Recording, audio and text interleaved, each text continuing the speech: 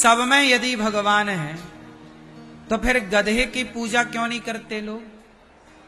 सुअर की पूजा क्यों नहीं करते लोग? सब में भगवान है तो पूजा करो उसकी। नहीं, ऐसा है कि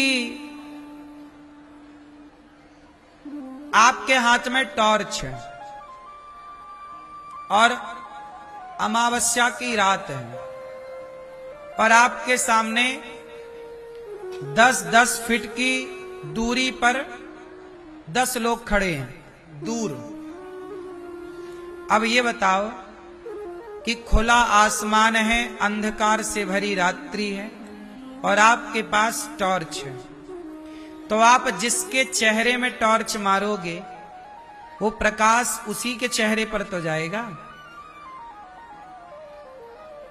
टॉर्च जिसके चेहरे पर जाएगी आप उसे पहचान लोगे। बोलो हाँ। अब ये बताओ कि वो प्रकाश व्यक्ति का है कि टॉर्च का है? बोलो, आपने टॉर्च मारी ना चेहरे पर, तो वो प्रकाश, अब टॉर्च तो मारी पर दिख कौन रहा है? टॉर्च नहीं दिख रही है। समझो, जब टॉर्च मुंह पे कोई मारता है तो टॉर्च तो दिखती ही नहीं, दिखता है वो व्यक्ति, दिखती है वो वस्तु जिस पर टॉर्च का प्रकाश होता है। बोलो हाँ कि ना?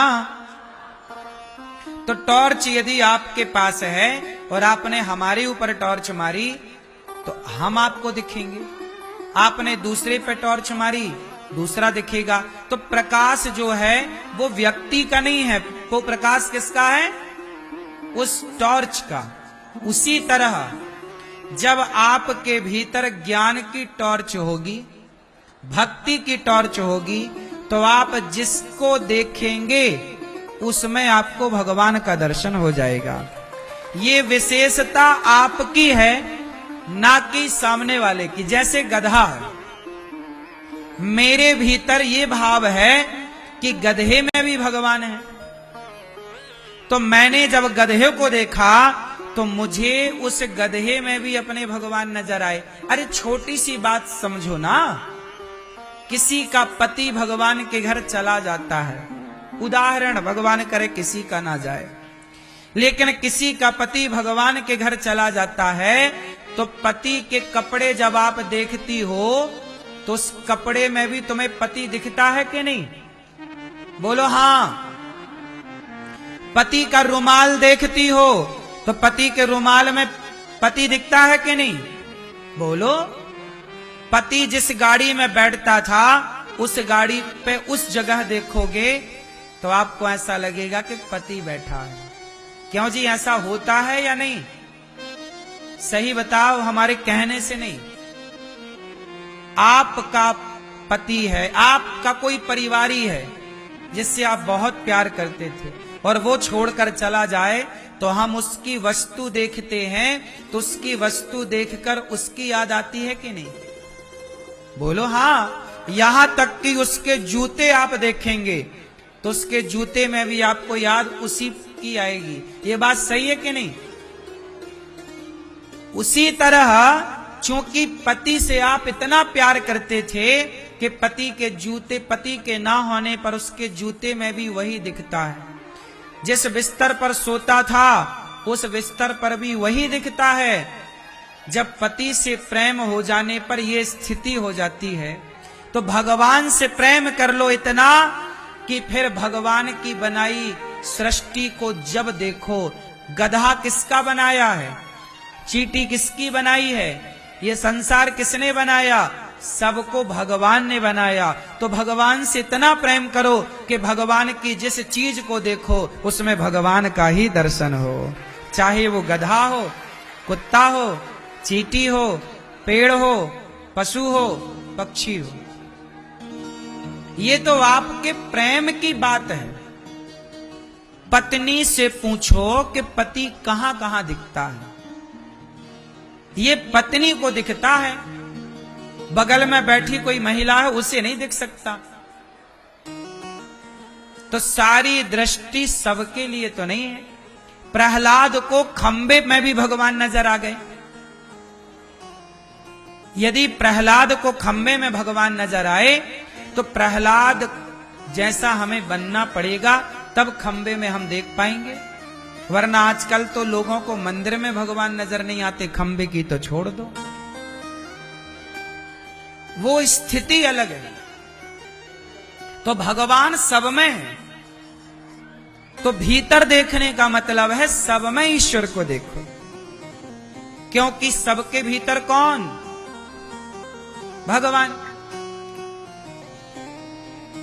इसलिए ये दास अनिरुद्ध अपनी वृद्ध माताओं में हम भगवान देख लेते हैं कि ये खुश हैं तो भगवान खुश हैं। गौरी गोपाल गुरुकुल में विद्यार्थी खुश तो हमें लगता है भगवान खुश। आप सब वृंदावन आए तो आपको देखा, भोजन प्रसादी आपने किया, यहां सब गौरी गोपाल को देखा, आप कथा सुने तो आप कितने लोग खुश हैं कथा सुन के, गौरी गोपाल देखकर।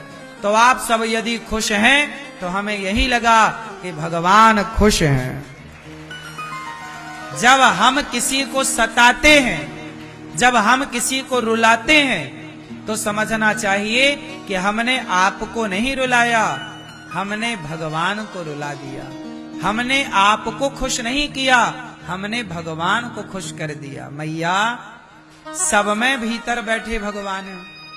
कोई देख पाया, कोई नहीं देख पाया, कोई समझ पाया, कोई नहीं समझ पाया। एक मास्टर के 4, 6, 10 स्टूडेंट होते हैं।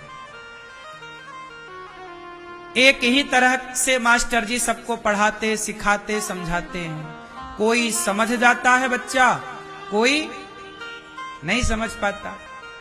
ऐसे ही आप इतने लोग यहां बैठे हैं, आप सबको मैं एक ही बात सुना रहा हूं, लेकिन आप में से कोई समझ पाएगा, कोई नहीं समझ पाएगा, कोई फील कर पाएगा, कोई नहीं फील कर पाएगा।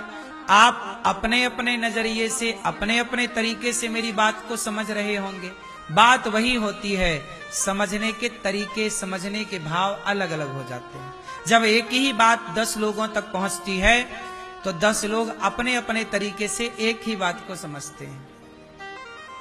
मेरा समझाने मैं ऐसा प्रयास करता हूं कि जो मैं समझाना चाहूं वही आपकी समझ में आए, और कोशिश मेरी यही होती है कि मैं जैसा समझाता हूं आप सबको वैसा ही समझ में आए। क्योंकि मैं समझाना चाहूं कुछ और आपको समझ में आए कुछ, तो फिर बात बिगड़ जाएगी। इसलिए मैं इतना क्लियर करके समझाता हूं कि जो मैं समझाना चाहता हूं आप सबको वही बात समझ में आती है, और सबको समझ में आती है, बच्चे हों या बूढ़े हों, नए श्रोता हों या पुराने श्रोता हों। पुराने श्रोताओं को जल्दी से समझ में आता होगा, नए श्रोताओं को थोड़ा बातें कठिन लगती होंगी, पर सुनते रहेंगे तो आपको हर बात, चूंकि शास्त्रों की बात कठिन तो कुछ कुछ है ही, कुछ चीजें वो तो हम इतने सरल तरीके से समझाते हैं आपको कि आप बिल्कुल अनपढ़ भी होंगे तो हमारी बात आप समझ पाएंगे बिल्कुल क्लियर, और आप पढ़े लिखे होंगे तो भी आप समझ पाएंगे। इसलिए मेरा पूरे कथन का, पूरे प्रसंग का निष्कर्ष यह निकला कि भीतर देखो मतलब सबके भीतर देखो। खुद के भीतर देखने का तात्पर्य है सब में एक कृष्ण का दर्शन करना। जैसे एक पति को ही वो जूते में देखती है, कपड़े में देखती है, रुमाल में देखती है, बिस्तर में देखती है, जिस थाली पर खाता था पति उस थाली में देखती है, ऐसे चींटी में, हाथी में, स्त्री में, पुरुष में, सब में वही परमात्मा को देखो। वही एक समाया है, दूसरा नहीं है।